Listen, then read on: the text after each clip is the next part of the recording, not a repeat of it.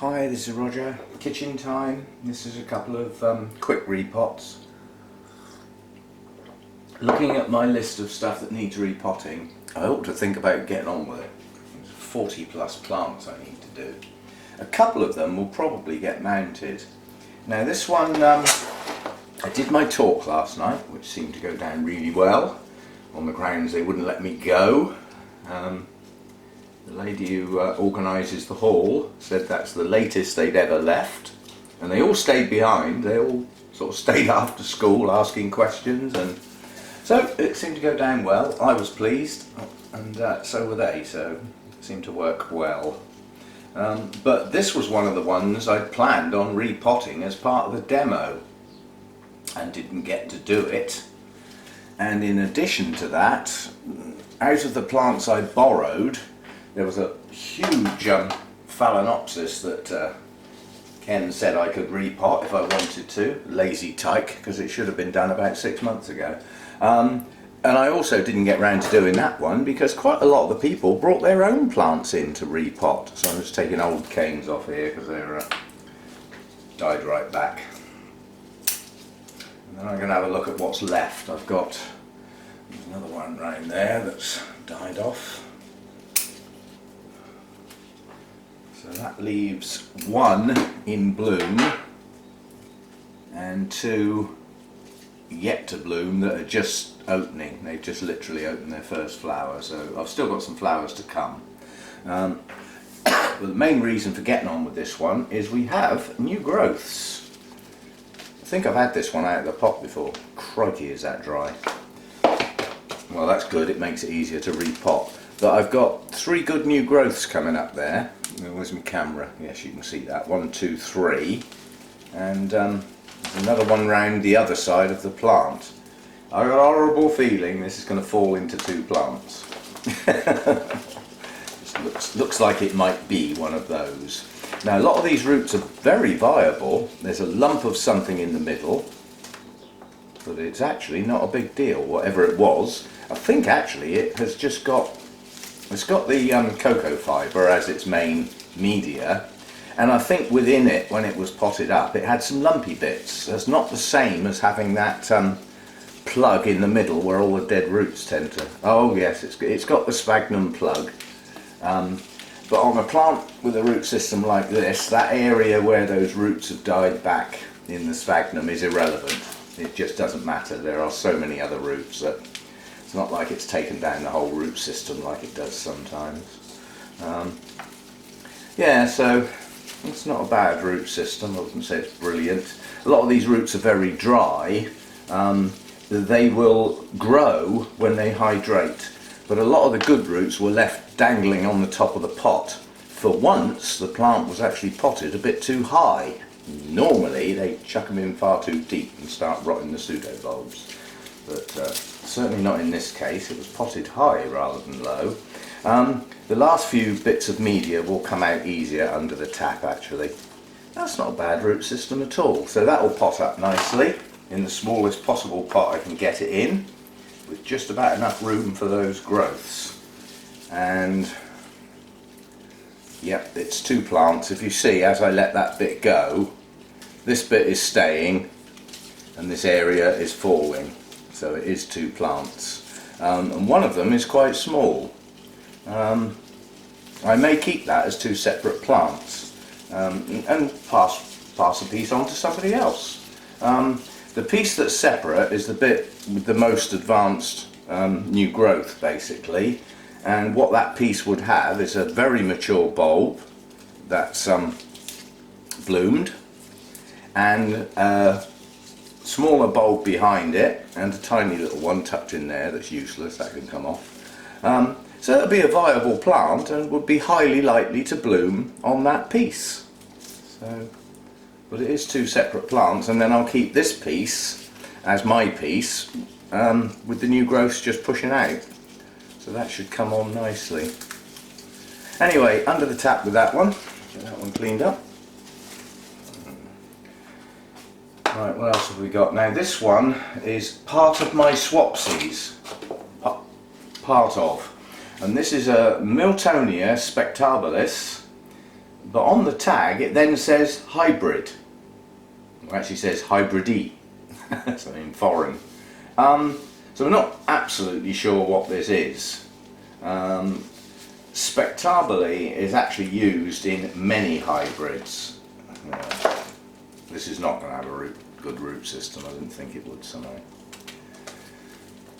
It just looked to me like somebody had topped the pot up with some good bark to make it look good, when in fact it's that's not a good root system. It's a good enough root system for the plant to survive, but it's not a good root system. Luckily this new growth here has nubbins, and it's just about to start its new roots, so that's not bad. You didn't see this properly when I got the plant. There's some serious damage on this bulb immediately behind that new growth, but whatever it is now a was, because it's dry. It looks like slug damage to me, quite honestly. So I'm taking that leaf off because I want to see that pseudo bulb properly. Yeah, that bulb looks like it's been eaten away by something, but it's dry. It's not brilliant, and that bit's going to just fall off, so that's of... Mind you, that has got a new growth. I could grow that bit. It's got a failed new growth there that got squashed, and it's got another one there. But again, that looks like that was stuck in the pot to make it look like a bigger plant when it isn't. But that could go in a small pot and grow on, I suppose. The idea of repotting is not to gain a pot. You know, you go out in the kitchen with one pot and go back in with two. That's not the general idea. This has got some quite old sphagnum in it. So that needs to clean up under the tap, and obviously keep my eye on the base of that pseudo bulb. But that has all the hallmarks of being chewed to me, and then it's dried off either on its own or with some help, but not by me. Not good. Anyway, the new growth should push on, and at the moment it is attached. It's got one of those awkward pseudo bulbs. It's a bit of a climber, yeah, a lot of Miltonias are, and this pseudo bulb, to get that high enough to not rot, I'd have to have the plant right over at a silly angle. So the fact that that's leafless, that one's coming off. So we'll get that off now. No point in clogging up my sink, washing off an area of a plant that I'm then going to take off afterwards. Seems a bit silly. So I'm just checking under these sheaths. Yeah, and as a precaution, this one will get sprayed with the hydrogen peroxide. The damage on there is too big to be from those tiny little snails you get in the pots sometimes. So it's not them. That was something big that bit into that pseudo bulb. I mean, you can see that's quite a chunk taken out there. But I mean, the plant is reliant on this new growth and the subsequent new roots that are, well, they're just starting, so not a bad time. So again, under the tap, give that one a bit of a clean up, and remember what I've said about if you're going to use hydrogen peroxide as a precautionary spray on a plant, you know, roots and inside sheaths and stuff like that, in case there's any pathogens or anything lurking or any mold spores, stuff like that, don't rinse your plant under the tap first. Because when you spray it with the 3% hydrogen peroxide, it'll mix with the water that's already there and become so diluted as to be useless. So do your spray first, even though there might still be a bit of dirt on the root area. Do your spraying with the hydrogen peroxide 3% while the plant is bone dry, and then it'll work. Yeah, and then you can wash off, and that'll be fine. Anyway, I'll be back. Okay, I've ended up with 3 to repot. They're all going in the same mix, so we'll start off with the smallest one. This is one with the damaged pseudo bulb, but a nice new growth with new roots about to start growing. So quite honestly, that would have been better waiting a month until those roots had actually, you know, were visible. But they will come on anyway, and the mix I'm going to use will encourage that because it's going to have some moss in it. This is just small grade bark, and I've got some moss. Oh, so just a word about this stuff. Lots of people use this. It's Bees Grow Spag Moss, Premium New Zealand Sphagnum Moss, and it's supposed to be dead. And there's quite a few people reporting that it's zombie moss. It comes back to life. So it's not as dead as it used to be. I think the production techniques are getting a bit sloppy. Quite honestly, I don't mind. If this stuff comes back to life and starts to grow in the pot, I'm all for it, quite honestly. That'll stop it breaking down, won't it, if it's alive? So it's a bonus, not a problem. So I keep spotting little bits of wood in this bark, but I think I've got most of it. And this is going to be this little one to try and encourage a new root system, although the one it's got isn't bad. This is going to have quite a bit of moss added in it, so I'll probably be heading up to about half and half. But it doesn't have to be precise, quite honestly. All I'm after is that as the roots are in the media, they come across some moss. So that's why I break it up quite small. If you leave it as long straggly pieces, you can end up with parts of the pot are just moss and parts of the pot are just bark, as far as individual roots are concerned. So I like to break it up quite small, and then I'm pretty certain that it's a nice even mix in the pot. And well, it seems to work okay. And most of my Oncidium types are getting potted in small bark with sphagnum now, unless I come across one that does particularly have much larger, chunkier roots, in which case I might go up to the medium bark. But I would still add some moss in. Stuff that's getting repotted this time of year is coming into the growing season. You know, Oncidiums need to stay moist when they're growing, and that's what the moss is for. Right, how small a pot can I get that in?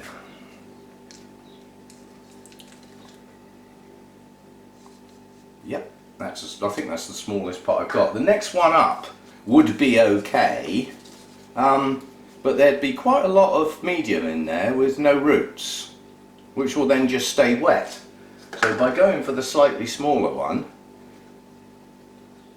most of the roots will be straight in the media. Right, so that's going in the smallest pot I've got, which probably means it won't stand up.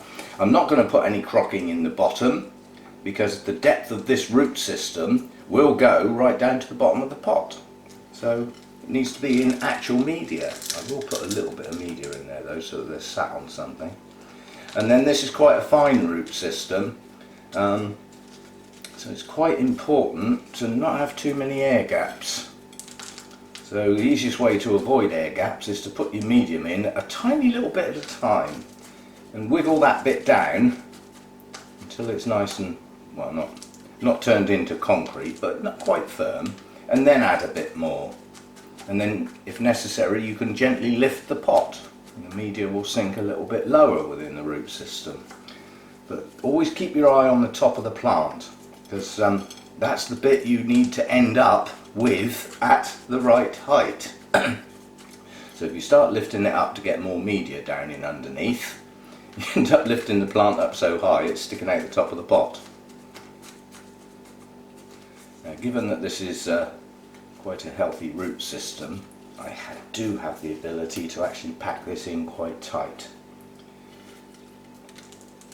And the thing that's most important with this one is to make sure the area around the front of that new growth is moss and not just bark, because that's the bit where the new growths need to be encouraged. So a nice mossy bit in that area there, directly in front of that new growth.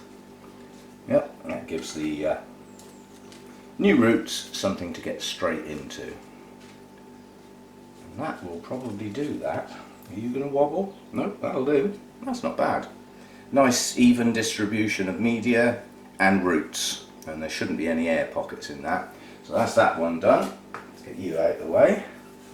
Next, I'll do the big one last. Right, this is the piece that came off of the what I believe is Tahitian dancer. It's an Alacera, I was last told. There's no point in leaving that on. That serves no purpose whatsoever, and it would get buried anyway. It's not even joined on. This is 3 pieces, they are all joined together, and there is a nice strong new growth pushing out, and there are signs of brand new roots coming out from the bottom of that new growth. So that's a good, you know, timing was not planned, it was just, this is how it is. So it just happened to work out well. Doesn't always do that. But planning your repotting to coincide with new roots is a good idea. You're more likely to get your plant to establish a lot quicker if it's got actively growing new roots. It can have a good active root system that's quite healthy, but if they're older roots, they're more likely to die back with the disturbance of repotting. More likely to lose those than you will the nice shiny new ones with a nice green tip that are actively growing, because they'll just do their best to continue growing. The reason they stop growing is bad media and you breaking them off while you're repotting, which doesn't do them any good at all. They may branch as a consequence, but it'd be better to have the original root and let it branch on its own than break the tip off. Because some roots don't branch, especially if they're new. Right, how small a pot can I get this bit in? I'm hoping it's going to go in that one. Yeah, that will do. Certainly don't want the sticky bit on. That's a new one, obviously. Oh yeah, that was one of the ones I bought that I thought was going to be opaque to help stop the algae, and when it turned up it was virtually crystal clear, so it didn't really do the job. This one does need a bit of crocking in the bottom. I've still got my large bag of big bark from last night's repotting demo, which split on me in the car, so I've got large bark all over the car floor at the moment. But I'm indoors, I can't see it in here, so I'm not particularly worried. There's a bit more. That's just to keep the air cone clear. Not a lot of point in having an air cone if you're going to clog it up. Right, and then a bit of media for the roots, the bottom ones to get into. Now this has only got one new growth and two old bulbs, so I need this right up against the back of the pot, as far back as I can get it, so that all the new roots on that new growth have got plenty of space to get into. So the first job is to put the new growth up against the pot, the opposite to what I just said. The reason being, I can get some media round behind the plant, because I won't be able to do it in a minute, so I'll do it now. And this doesn't need to be high, these are old bulbs, so that can stay a little bit lower. Now I can get down to the base of the plant and push it. Yeah? Now it's back up against the pot where I want it. And now we've got all this space here to get our media in. And our new growth will have plenty of space to grow into. All the shiny new roots will come out straight into a nice pot full of media without having to get squashed up or compete or do anything else. I'm hoping this is going to be firm enough that it won't need staking.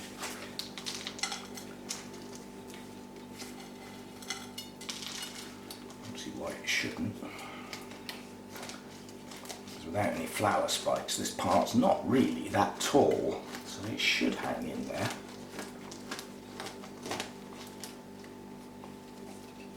Yeah, that's good enough. Good enough. And it doesn't really need much more than that. In fact, I'm going to leave it at that level. I'm just going to top dress that round the side. If you look at where the new growth base is, it's right on the media. So if I fill that pot up any more, this will start getting buried and it could be prone to rotting. I doubt it because it's new media, but why risk it? Just, okay, it's about 1/4 of an inch lower in the pot than I would like. Now I could just lift it up, but as it's quite firm at the moment, if it was on a tree it wouldn't get the choice, would it? It would grow where it germinated, and that would be its choice, and it would have to adapt. So that's what it's going to have to do. Right, now the big one, complete with flower blooms. Right, on closer inspection, what we have here, where's my camera, is 1, 2, 3, 4, 5, 6 new growths. Around the other side of the plant, 0. So guess where that plant's getting squashed up? I've got to allow for 6 new growths. So I'm quite happy for this to occupy half of the pot, leaving the other half of the pot for all those new growths to grow into, and the subsequent new growths. 2 years growth, not 1. And that's going in a flat wide pot as a consequence of the sheer number of new growths I've got to accommodate. So we'll prop that. This is one of my wide flat pots. They're very useful, these. They allow a plant to spread outwards without having the depth. Normally the wider the top of the pot, the deeper it is. These are brilliant, quite honestly. Right, it's a big pot, so we'll add a little bit more bark and then we get a good bit of moss in here. Those 6 new growths are going to produce one hell of a root system, and I want all of that root system straight into the media. I don't want it getting squashed up or fighting for space with the older part of the root system. So the older part of the plant is going right over one side of the pot, and then all those new growths have got the whole of the rest of the pot just to themselves, with their own new root system as it comes out.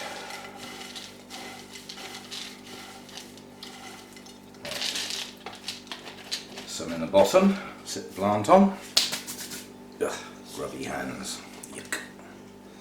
Right, so again, all the new growths are this side of the plant. So we start off with that side of the plant up against the pot, which means the back of the plant is now exposed. This is a flipping big root system. So although this appears to be quite a big pot, it's going to be full. By the time I've finished, these roots are going to practically fill this pot. I'm getting this media right down into this part because it's got an extensive root system on the older part of the plant. So I'd like to give that a chance at least to live. I doubt if it will grow much more, but I'd like it to at least live. So it needs to go in some decent media without loads of air gaps. Now, with any luck, we can push that plant backwards to about halfway across the pot, like that. Now I know that old part of the root system is in media because I've just put it in there. So I'm not having to squash it down between the plant and the pot. It's already there, ready to go. And now I can work on this part and get this part of the root system sorted out. Now I need to raise that slightly. If I don't raise this slightly, the plant will be quite low in the pot, which means there isn't as much media for the roots to go in. New roots I'm on about. So I am raising it gently as I go, and then making sure the media goes down under the gap that I'm leaving. What sort of height are we sitting at now? That's not bad. Not sure this one's going to stand up on its own. It's got bloom spikes on, which always makes things wobbly. And being a shallower pot, it's not so easy to wedge the media in. But I am, you can see there's a fair bit of force going on here. The odd root that might get broken in this process, I'm glad to sacrifice to get the plant firm. Yeah, the roots will be replaced pretty soon with all that new growth coming out. And I'd rather the plant was nice and firm.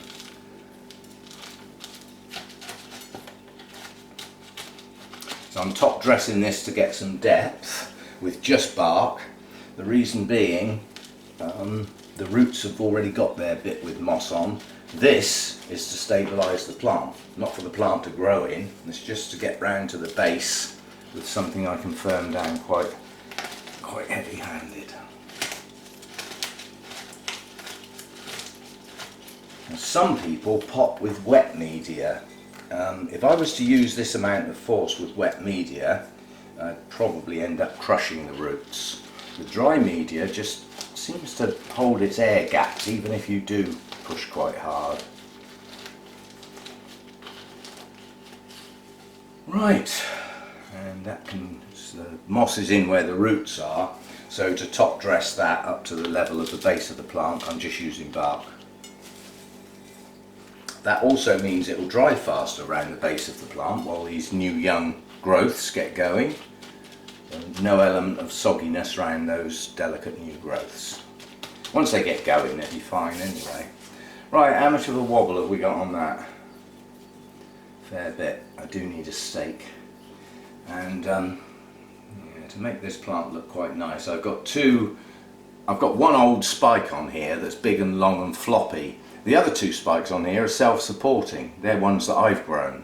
But this is a nursery grown one.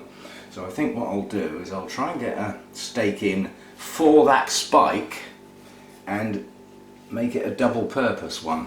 Make it also give me something to strap the plant to, if it'll work. These ideas don't always come off. Right, let's get the plant strapped on, for the spike strapped on first, so that at least that stops wobbling. It's so tall, it's, you know, its wobble is influencing the plant.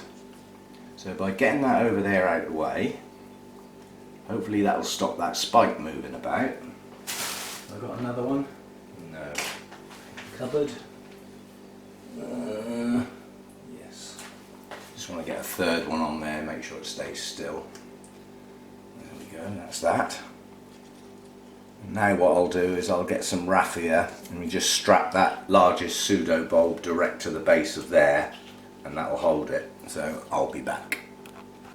Okay, so this is just a very simple tie at the base of that big pseudo bulb there. So right at the base, in its narrowest point. I always make sure I tie to the stake first. There's no real logic to that, it's just what I do. And that way I always sort of make sure that the raffia is at the right height up the stake before I start wobbling the plant around trying to get it to attach to the plant.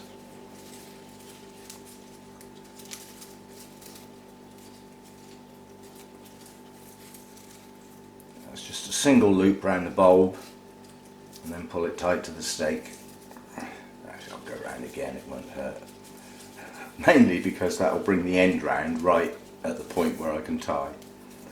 So that's all that is. It's just to steady the plant and double purpose. It's holding that spike still as well. That's not going to have to stay there too long. Those blooms on that spike have been open a fair while.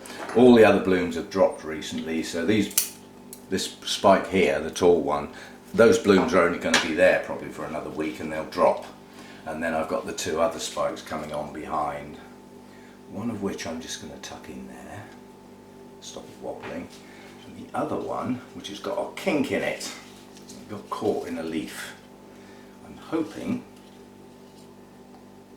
we'll just tuck in there. Let's just get another clip, and that should just hold it still then. And that's all the spikes, nice and upright. And as the old blooms drop on that one cane, one spike, the other two will take its place. So there we go, that's quite firm now, quite happy with that. All three will now get a good soak and set up in the grow room. I need to get some tags sorted out. The small one we did, the Oncidium, whatever it was, I've forgotten now. Spectabilis, come on brain. That one's actually got a tag wrapped around one of the pseudo bulbs, which I hate those strap tags, so I'll replace that. And this one can have a tag because I'm 98% certain that this is Tahitian Dancer. I've really given these blooms a very, very close look at the pictures on the internet, and I can't see any difference at all. Plus size of the plant, where the leaves come from. Yeah, a lot of Oncidiums produce two leaves at the top of the bulb and two quite large leaves from the base. Others have one large leaf and one small leaf from the base. All these traits can give you a definite name or not a doubtful name. So I'm pretty confident that's what it is. Okay, that's two plants turned into three. That was not the general idea, but I'm coming up to the time in March where I will move some plants on, sort of thing. So there's one there that should have a nice strong new growth with new roots to move on to somebody else, and I shall see you next time. Bye for now.